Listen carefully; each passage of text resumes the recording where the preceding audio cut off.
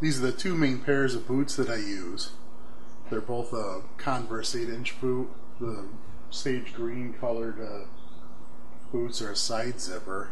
You can see it here. Compared to the tan ones, which aren't. The tan boots are not a safety toe, and they're a little bit lighter. I typically will wear those. The sage green ones are a little bit heavier. They have a safety toe in them. I don't think it's steel, but it's a composite toe. I'll put a link to both pairs in the description below. But I can't say enough about the Converse boots. They're like wearing sneakers. When I'm actually playing, I'll bring this bag with me. It's a real small pack of Condor bag. You can see it here. I've got a couple pouches on the outside, a little radio pouch. I have a Midland radio in here. I'll typically hook this one up with an earbud. And I carry a little mag pouch with a speed loader. I use 0.43 gram WEBVs. I'll put a link at the bottom for those. Primary comms. I'm going to use a Motorola hooked to a handset. I got this from eBay Band. This piece works pretty nice. I typically use this if I have to be on the radio a lot as a forward observer or just dealing with OpCom or my team lead. I'll stick with this guy because I can just talk all day long on it. It doesn't bother me.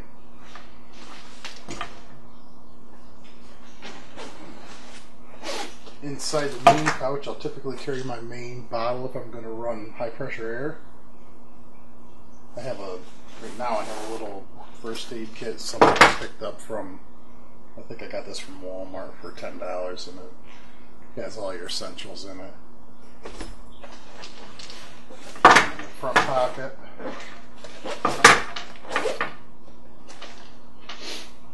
I've got one Hokatsu Thunderbee tripwire grenade. This is my favorite because it goes off fast and it just hangs from a little loop. And you run a tripwire across. You can set this thing up quick.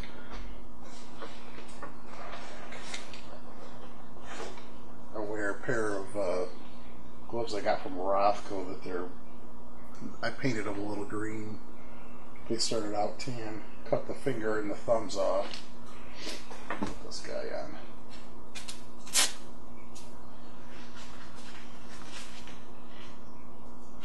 These fit real nice. They give you a lot of protection if you're getting shot at a lot. And with the finger and the thumb cut off, you can text. You can. It's great for feeling the trigger. Just any little thing where you have to get in your pockets or whatever. You don't have to take your gloves off to do it. I know at our field a lot of times we'll use texting for a form of communication where the enemy team can't overhear us. Sometimes we need to take a picture of something as an objective and send it in. So we actually use cell phone quite a bit. Pruning scissors or clippers. These guys carry a pair. I got this from Walmart. They were like $2.99, and you can just get right in there and cut out little pieces of vegetation that are in your way without making a lot of noise. You can clip up stuff real nice to put on your ghillie suit. Carry a pair of these with you. You can stuff them in your pocket. They lock right shut. I use these all the time. I have a couple CO2 cartridges in here and a couple pins for the thunder grenades if I want to use it that way.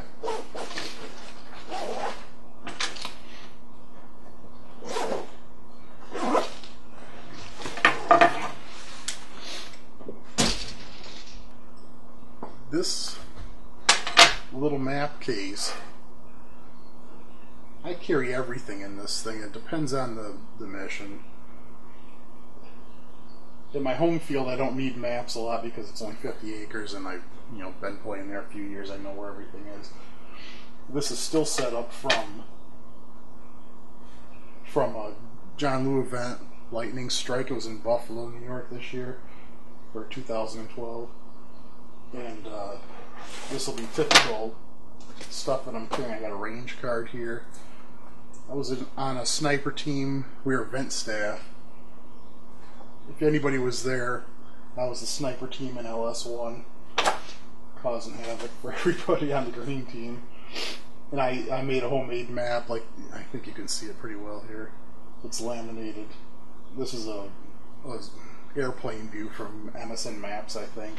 Then on the back I did an outline showing all the buildings so we wouldn't get lost. I carry a couple of fog wipes in here for my goggles.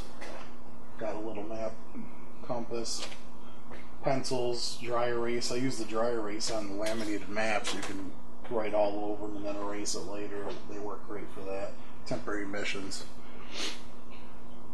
I think this was a $5 canvas map case from a Army Navy store. This thing's real handy. I can bring it with me, or I can just, leave it back whenever I don't need it. Stuff it in my backpack, whatever. Real handy piece.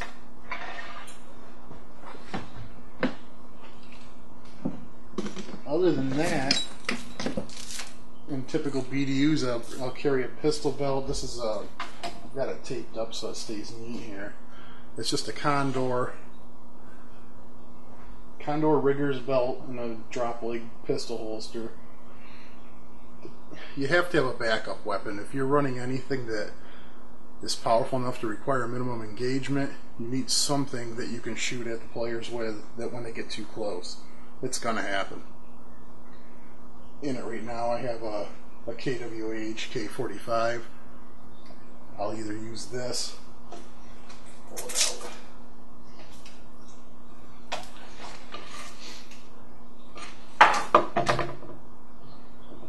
I typically use that, or this is a KJW that I use. This gun is incredibly quiet. The only downside to this is having the silencer sticking out the bottom. They both fit in the same holster, but the silencer will hang down by your knee, so you have to be careful. If you take a knee, you can dig that into the ground.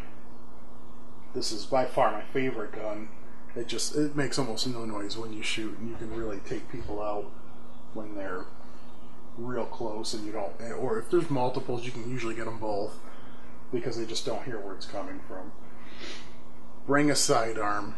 Some people, they use either an AEG or even like an MP9 or an MP7. I just find that's too much. The pistols work great. If they're inside 100 feet, then I can hit them all day long with a pistol anyway, so it doesn't matter.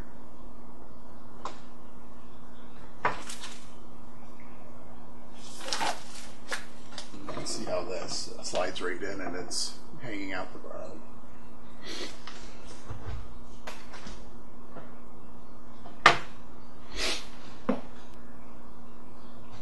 I have a pair of TMC wire mesh goggles that I got from eBay band, and if it's foggy, they're the best. The only downside, obviously, is they're mesh, and BB can break and get through it. Never had it happen, but it's possible. Otherwise, I'll use these are like a Flak jack knockoff from eBay band as well, and I can't say enough about these. They're big, they're comfortable, but they get the job done until it gets, if you get real hot, you're crawling a lot, you have a hood up, and it's just muggy out there, kind of fog, there's nothing you can do about it. So when that starts happening, I'll switch to the wire mesh. I don't like the wire mesh as much because I can see a little bit of reflection in when I look into the scope.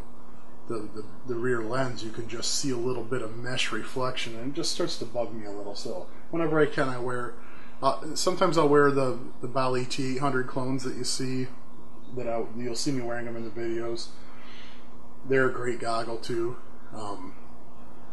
It just depends on the weather. They have a rubber seal, so if you're sweating a lot, man, the sweat just gets all pooled up inside them, and these are foam, so it depends really on the weather conditions.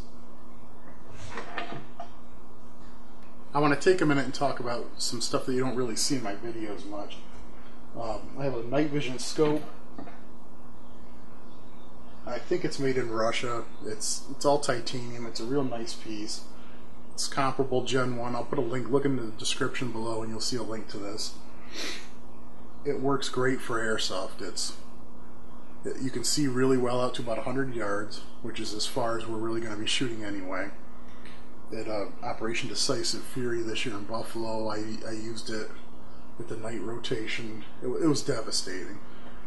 I could take out anybody I wanted and they could never see me. My gun's real quiet so they couldn't hear it. It almost felt like I was cheating. There was a couple other players that had night vision on the field, but they were all on my team. With it, I use this. This is an IR military strobe light. You can only see it in the night vision. We use it for marking objectives sometimes, or marking friendlies or high-value targets. It's another nice piece that complements it. I just haven't figured out a way to film this yet. If I let the camera look straight through the scope, then I have to look at the viewfinder, and the light from the viewfinder would obviously give me away. So I'm still working on something to film some of the night stuff that we do.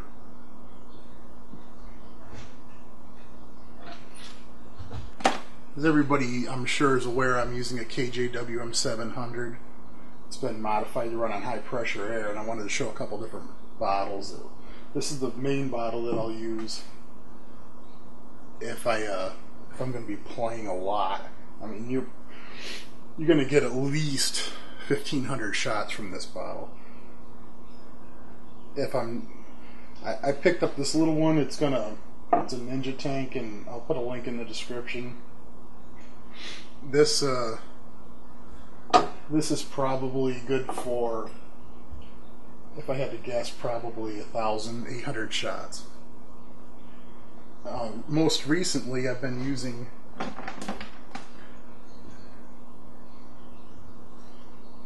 me show this.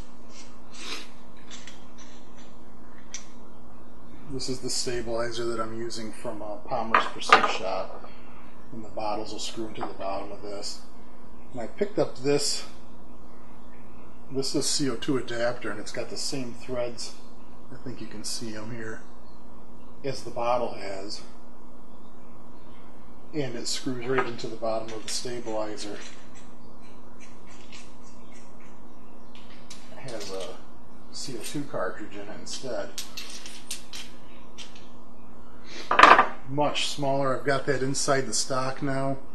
The hose comes out the bottom and into the mag. I haven't shot it enough to tell you the truth to see how it really stacks up to the high pressure air. I know if I was shooting a lot really rapidly that you have a chance to cool it down with the CO2. So far, the last, I think number 7 and number 8 of the KJW M700 sniper scope cam videos were shot with the CO2 rig inside the gun instead of the high pressure air bottle. I'm going to experiment with it more, and I haven't chronoed it extensively either to see if there's a change shot to shot, but I'll as I look into that, I'll put up another video and show you how well it works.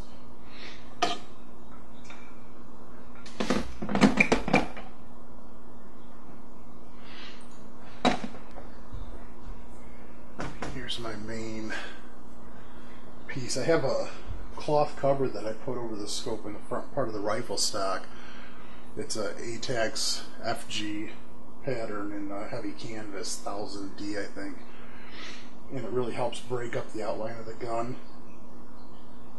All the upgrades to the gun are going to be in the description, so check that out. It's got a Tanaka long mag in it right now instead of the one that comes with the KJW. But this is pretty much how I use it. If you have any questions about the gun, check the link, check the description, but feel free to put a question down there and I'll answer the best I can.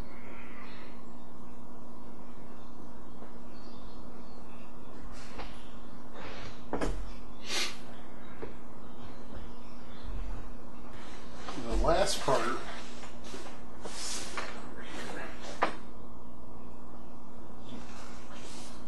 there's my, I think you can see that there, the Simmons laser rangefinder that I use to check my ranges on all my shots. From what I've seen on the internet from the reviews, it's pretty accurate. But, you know, lastly, it's hard enough to get out there and just make the sniper work in a roll. You know, everybody's got full auto and it's real easy to spray and pray. It's at least 10 times harder to film it while you're doing it. The main camera that I'm using is a Canon Vixia HF-R20. This is what's filming what you see when I post the actual sniper scope cam videos. And it's just mounted on top. It's got somewhere in here I've got a little piece of rail and it mounts on top of the scope.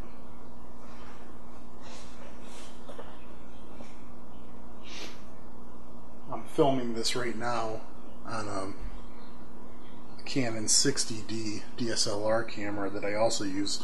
Any of the still shots that you see in the video are going to be taken with that. What I have, if you can see it here, is just a little piece of rail, and I just screw this into the bottom of the camera like that, and then it sits into the scope ring. I'll show you.